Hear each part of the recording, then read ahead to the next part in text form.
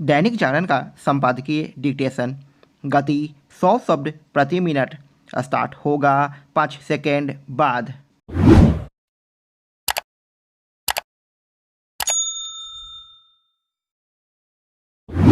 Start. यह अच्छा हुआ कि पतंजलि आयुर्वेद के भ्रामक विज्ञापनों के मामले की सुनवाई करते हुए सुप्रीम कोर्ट ने जहां बाबा रामदेव एवं उनके सहयोगी बालकृष्ण के वकील से कुछ और सवाल पूछे, वही इंडियन मेडिकल एसोसिएशन यानी IMA से भी कई ऐसे प्रश्न किए जिनका संतोषजनक उत्तर वह शायद ही दे पाएँ। पता नहीं IMA इस सवाल का क्या जवाब देगी कि आखिर एलोपैथ चिकित्सक गैर जरूरी एवं महंगी दवाइयाँ लिखने के साथ कुछ खास दवाओं की पैरवी क्यों करते हैं।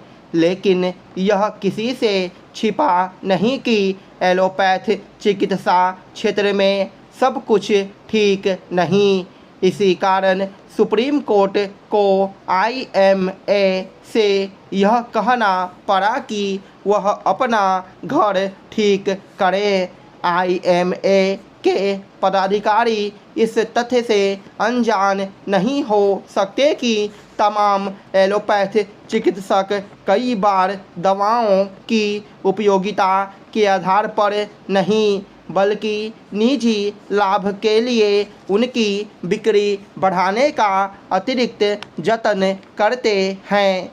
इस क्रम में वे दवा कंपनियों से महंगे उपहार लेने के साथ ही उनके खर्चे पर विदेश यात्राएं करते हैं, कुछ तो नकदी भी लेते हैं। इसी कारण कुछ दिनों पहले केंद्रीय रसायन एवं उर्वरक मंत्रालय ने फार्मा कंपनियों के लिए एक संहिता जारी कर इस सब पर रोक लगाने के सख्त निर्देश दिए थे। आखिर यह काम IMA पहले ही अपने स्तर पर क्यों नहीं कर सकी।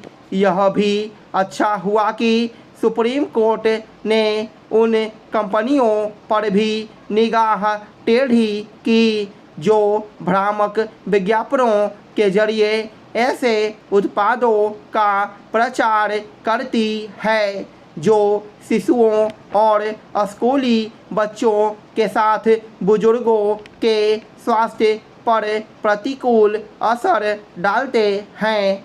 सुप्रीम कोर्ट ने केंद्र सरकार से भ्रामक विज्ञापनों के खिलाफ कार्रवाई का विवरण मांगकर बिल्कुल सही किया, क्योंकि अनेक कंपनियां भ्रामक विज्ञापन देने के मामले में बेलगाम दिखती है। इसकी अनदेखी नहीं की जा सकती कि पिछले कुछ समय से ऐसे विज्ञापनों की बाढ़ सी आई हुई है जो मिलते जुलते नाम वाले उत्पाद के सहारे ऐसे उत्पादों का प्रचार करते हैं जो सेहत के लिए बेहद हानिकारक है।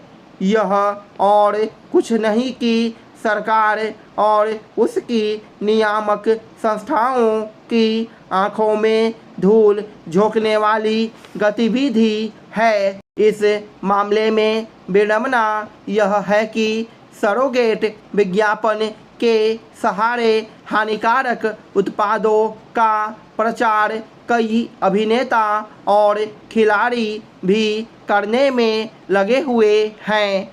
इस पर तत्काल प्रभाव से रोक लगाने की आवश्यकता है।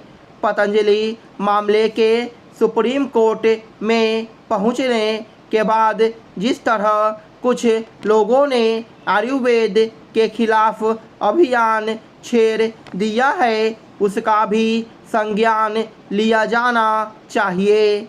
पतंजलि के भ्रामक विज्ञापन के आधार पर इसका कोई औचित्य नहीं कि आयुर्वेद को खारिज किया जाने लगे।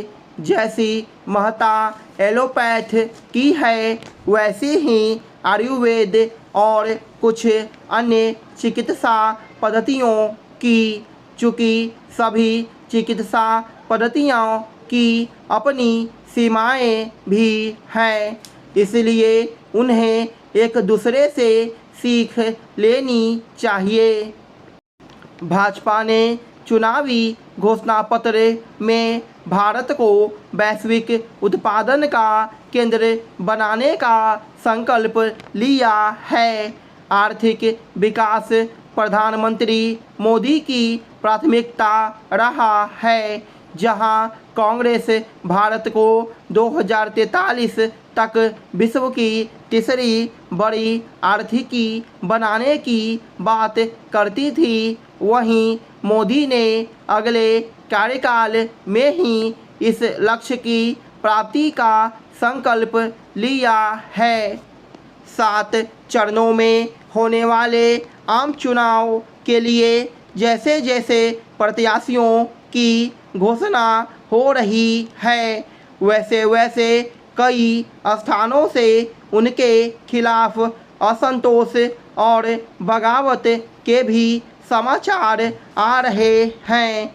इस तरह के समाचारों का सामना लगभग सभी दलों को करना पड़ रहा है, चाहे वे राष्ट्रीय हों या क्षेत्रीय।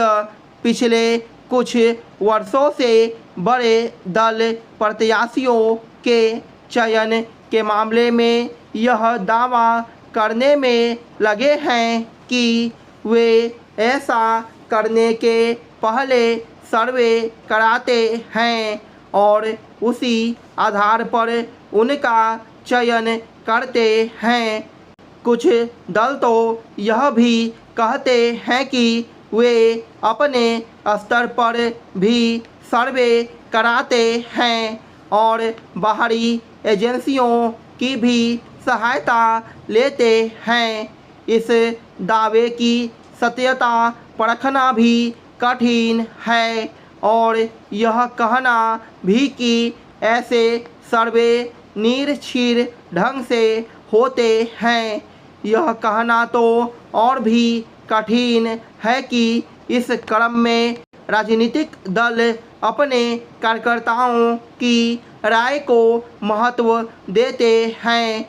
इससे भी कठिन यह कहना होगा कि जनता की राय ली जाती है और उसे महत्व दिया जाता है।